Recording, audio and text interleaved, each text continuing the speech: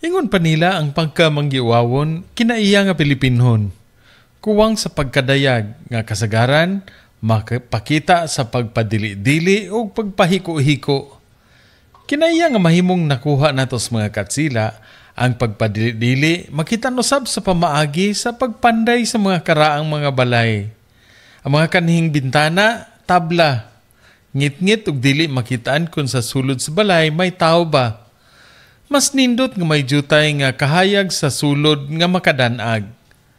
Sa kanihit sa samin, ang paggamit sa bagal sa lampirong o copy shells mo'y nakitaan nga solusyon. Ang lampirong may pagkasihag ug pagkalubog. Igo nga makalagbas ang jutay nga hayag ug mupahinam sa mga haranista nga naglantaw sa aninos dalaga nga buot nilang mao'y mudungaw.